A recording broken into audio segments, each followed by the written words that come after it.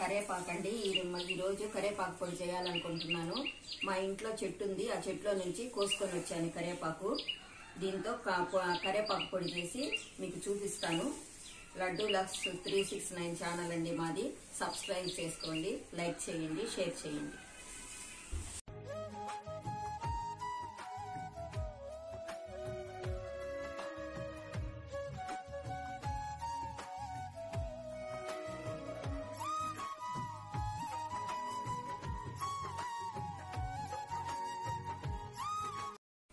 First ఇలా దూసి పోసుకోవాలి పచ్చాకు.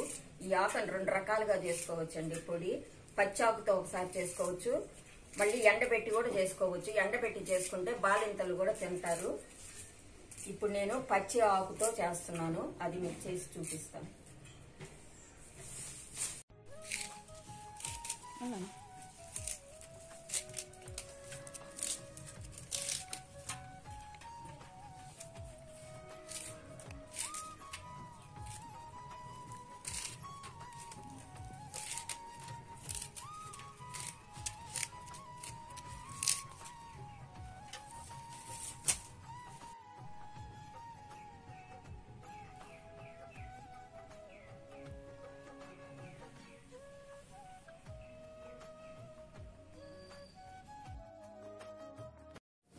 ఇప్పుడు కరేపాకు మిశ్రమాన్ని ఒక 4-5 సార్లు మనం నీట్గా కడుక్కోవాలండి.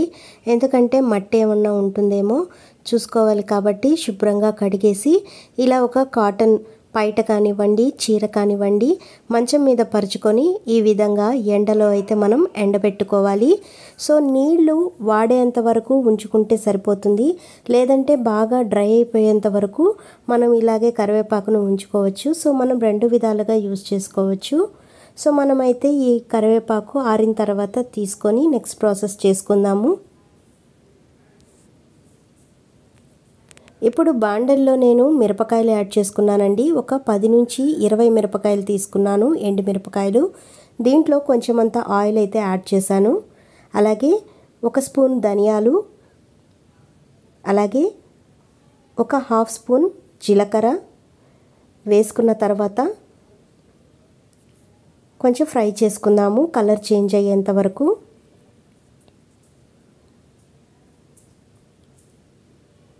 మన మిరపకాయలు అయితే వేగిపోయాయి. ఇప్పుడు పక్కన ప్లేట్లో తీసి చల్లారి పెట్టేసుకుందాము.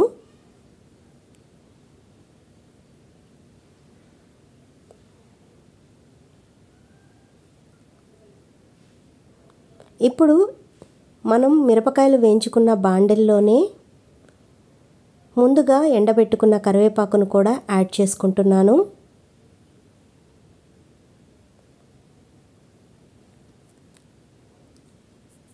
కొంచెం అంతా ఆయిల్ యాడ్ చేసుకున్నాను. కరివేపాకు మనకు బాగా ఫ్రై అవ్వాలి. మనకు ఫ్రై అయ్యింది అని ఎలా తెలుస్తుంది అంటే మనం బాండిల్లో వేసి వేయించుతున్నప్పుడు గలగల సౌండ్ అయితే వస్తుంది. సో ఇలా పట్టుకొని మనం మెదిపినప్పుడు పొడి పొడిగా మారిపోతుందండి. సో ఆల్రెడీ మనకు పొడి పొడిగా అవుతుంది, చూసారు కదా. ఈ విధంగా అయినప్పుడు మనకు కరివేపాకు ఫ్రై అయిపోయినట్టే. సో ఈ విధంగా మనకు పొడి పొడి అయిపోయింది కదా, కరివేపాకు ఫ్రై అయిపోయింది కాబట్టి మిక్సీ జార్లో మనం మిక్సీ పట్టేసుకుందాము. ఇవి బాగా చల్లారిన తర్వాత ఒక మిక్సీ జార్ తీసుకొని అందులో ఎండుమిరపకాయలు, ధనియాలు, జీలకర్ర, ఫ్రై చేసుకున్న మిశ్రమాన్ని మనం పొడి చేసుకుందాము. మనం దీనిలో కొంచెమంత ఉప్పు వేసుకోవాలి.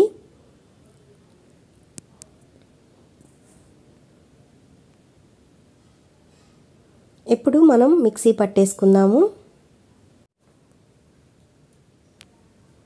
కొంచెం బరకగా చేసుకున్న తర్వాత మనం కరివేపాకు మిశ్రమాన్ని కూడా యాడ్ చేసుకోవాలి. ఈ విధంగా పట్టుకున్నప్పుడు మనం ముందుగా ఫ్రై చేసి పెట్టుకున్న కరివేపాకు పొడిని కొంచెం కొంచెంగా యాడ్ చేసుకొని మొత్తం మనం పొడి చేసుకోవాలి.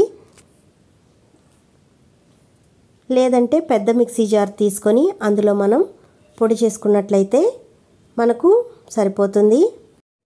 ఇప్పుడు ఉప్పు చూసుకున్న తర్వాత ఇంకొంచెం సాల్ట్ పడుతుంది అనిపించినప్పుడు కొంచెం ఉప్పు యాడ్ చేసుకోవాలి. ఉప్పుతో పాటుగా మనం ఒక వెల్లుల్లిపాయ మొత్తాన్ని ఇలా పొట్టు తీయకుండా యాడ్ చేసుకొని కచ్చాపచ్చా ఫ్రై చేసుకోవాలి. మనకు కరివేపాకు పొడి రెడీ అయిపోయిందండి. ఇడ్లీలోకి, దోశల్లోకి, చపాతీల్లోకి, అన్నంలోకి చాలా బాగుంటుంది. వేడివేడి అన్నంలో నెయ్యి వేసుకొని తింటే చాలా అదిరిపోతుంది. ఇలాంటి గాజు సీసాల్లో స్టోర్ చేసి పెట్టుకున్నట్లయితే మనకు నెల నుంచి 2 నెలల వరకు నిల్వ ఉంటుంది. సో మనకు కావాలన్నప్పుడు యూజ్ చేసుకోవచ్చు. ఫ్రిడ్జ్లో పెట్టుకుంటే మనకు ఎప్పుడు పాడవ్వదు. సో వేడివేడి అన్నంలో తినొచ్చు. సో బాలింతలు కానివ్వండి, పథ్యం తినేవాళ్ళు కానివ్వండి, ఇలాంటి పొడులు చేసుకుంటే వాళ్ళకి ఆరోగ్యానికి మంచిది. కరివేపాకు పొడి జుట్టుకి ఎంతో మంచి బలాన్ని ఇస్తుంది. మంచిగా జుట్టు పెరగడానికి కూడా ఉపయోగపడుతుంది. వీడియో నచ్చిందని అనుకుంటాను. మరొక మంచి వీడియోతో మీ ముందుకు వస్తాను. అంతవరకు మన ఛానల్ని సబ్స్క్రైబ్ చేసుకోండి.